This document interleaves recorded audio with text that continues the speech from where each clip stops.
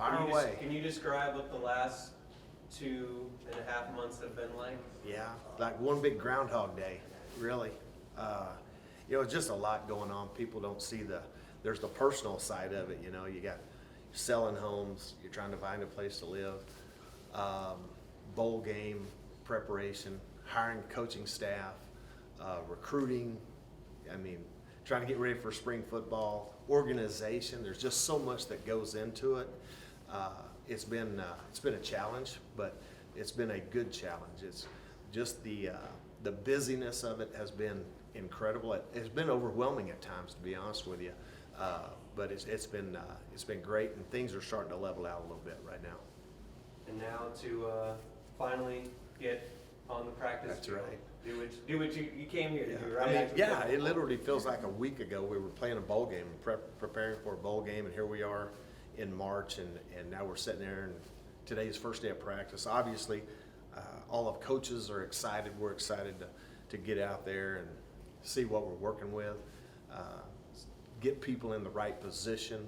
So it's going to be an exciting day. Really, with the way the rules are, we'll be helmet only today. So just a lot of learning new languages and things like that all the things that go into it. So we're obviously very excited about it. When we last talked to you, it was you would, I think, just started player interviews with the guys that were here and trying to figure out who's who and everything like that. What has it been like trying to get to know the players that are here? Yeah, it's really, some of that slowed down a little bit because now you start hiring coaches, so the coaches are trying to familiarize themselves with their players, and we're trying to get involved in our community, get involved in our university. So those guys have been building relationships with our players, and it's an ongoing process, and it's something that will continue all the way through spring football. And now I'll be able to pull them in and talk to them about their practice performance or maybe their practice habits, and being able to communicate with them, on a consistent basis. So, like I said, it's important. That's why the very first day I was here after the press conference, I just felt like it was very important to sit down with those guys and trying to create an environment where we just talked about this as a staff, where it's acceptance, not performance based. And what I mean by that, we got to get these guys to make them understand, hey, we truly care about you, genuinely care about you as a person, the development of you as a player, a student, and far after you're gone from here. So just trying to incorporate that and get everyone on the same page. There's a lot of moving parts to that. So I'm excited to evaluate them on the field and then be able to spend time and build those relationships that are going to create that bond. What are your goals and expectations this week? So this is the first time that you're getting on that field today. Yeah, it's pretty simple, really. We build our program around character, discipline, and toughness. That's coach speak per se, a lot of people would say, but it's really not. To me, it's something that we want to instill in our players, all three of those. But I think goal-wise is, number one, teach our guys how to practice. It's going to be a little bit different than what they've been used to, offensive scheme, defensive scheme, special teams organization, things like that. So we want to really do a good job of teaching our guys the pace and the tempo and how we practice. So today will be a lot of teaching, a lot of just, hey, making sure that we're all on the same page, understanding here's how we're going to operate and practice. Then we'll try to refine it as we go throughout spring. So I think teaching them the pace of practice. I think the second thing is try to create depth. That's the beautiful thing I love about spring football. There's no opponent. So it's all about teaching the fundamentals of the game, teaching them how to play football, and I think that's important because you don't have the stress of trying to prepare for an opponent. It's really just individually based and try to see where they fit within the unit. What are the battles going to be like with finding some guys for different positions, with some leavings, and also you just finding a whole new lineup? What is that going to be like getting towards the open practice as well? Yeah, I don't think we'll really know until fall camp on that, because what we're trying to do, again, that's why I speak to creating depth. Who are guys that are going to position themselves once you come into fall camp to fight or compete for a starting position or a backup role. We're gonna, we added 10 high school players, that we won't add until this summer. We're continually bringing in transfers that are gonna fill immediate needs for us. So you'll see us do that over the course of the next 3 to 4 months, all the way up till fall camp. Then that's when we'll start trying to galvanize our team and get them to meld together. That will be in the during fall camp. So I think really we're just looking for intangibles this time during spring football, trying to teach them again the fundamentals of the game, okay, new language, new schemes, and then trying to develop the discipline, the dependability, who can we count on. All those things are really what we're measuring. I know you touched on the coaching staff and how you wanted to the next day really build that relationship, but what do you think about this whole new coaching staff? What have you seen so far with them? I think we have a synergy. I think the timing is absolutely perfect.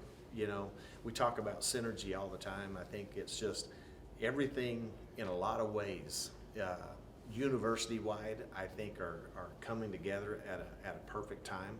I don't know if there's ever been a better time to be at Abilene Christian University than right now. And I believe that. You can just sense campus-wide there's a synergy.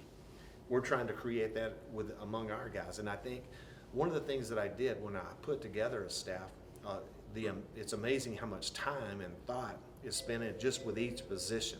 It isn't necessarily just about hiring the most talented guy or whatever. It's about who fits. It's like putting together a jigsaw puzzle. The piece has to fit, and they have to have certain things that they believe in. I really don't care what they know or understand from a philosophical football standpoint of it, from the X and O standpoint of it. And I literally just talked to our staff about this. I thought watching Duke's final game and seeing Coach K's, man, the one thing that jumped out to me, he talked about how most coaches spend a disproportionate amount of time on the X's and O's than they do getting to know people, getting to know the player. And I think that's important. I'm talking to our staff because see, that X and that O is actually people. So we've invested a lot of time in people. So I want to know, how are they going to impact people first before I ever start talking to a football coach about X's and O's. So I have to have a tie to them. So when I put together the staff, either they were people I coached, recruited, I've known people that coached them, they've worked with somebody. There had to be a tie that helps create that. When they come together, and I put this group together, man, they've molded together in a very short time. I mean, you're talking about they've really only been together and around each other for a month, because the very first 2 weeks we were on campus, they were actually on the road recruiting. So the development and the relationships that these guys have already forged has been very impressive. You've talked a little bit already about transfers and the recruitment process. So how are you feeling about the recruiting right now, and how do you feel about the transfers so far that we already have coming in? Yeah, I have to be careful, make sure recruiting rules and things like that. But I will say this, again, that's a whole nother puzzle over here to the side when you start talking about personnel. It's really changed here over the last couple of years with the transfer portal, and not only, being able to use the portal to add immediate needs. It's almost like it's replaced junior college football, because when people in the past, when you lose a player, they would go, maybe if they needed experience, they'd go to a junior college to bring in a junior college player. Now it seems like people really just look to the portal to be able to fill that need. Makes sense. You have someone who's been at a lot of times maybe a Power 5 university. They've been trained. They've been the way they eat, the way they've been coached is really maybe at a higher level. Okay, the development side of it. So I think that's one of the things that you look at. And then we do they fit us? Do they fit our university? Do they fit our program? Do they have the intangibles that we look for? Is it someone that, hey, this guy wants to be developed. He wants to be developed within his character. Is he a discipline? Do they go to class? Are they lazy in the classroom? There's all sorts of things we look at, but without speaking to any one particular individual, our roster is going to look a little quite a bit different by the time we get to fall camp. We have added some pieces to the puzzle. Had some young men on campus this past weekend. Going to continue to bring people on campus, so the team will look quite a bit different. Thank you, Coach. What are your thoughts on the schedule in the fall, and how are you going to prepare for that schedule this coming spring? Well, I hadn't got that far ahead yet.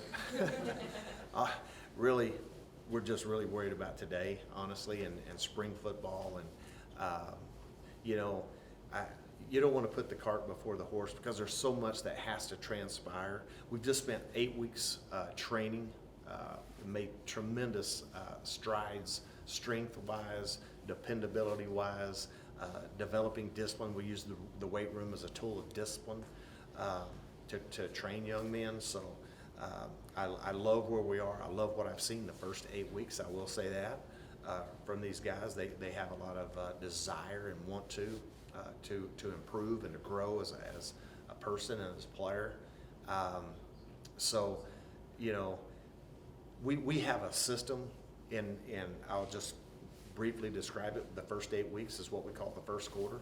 We're now entering spring football, which will go all the way through finals. That's the second quarter.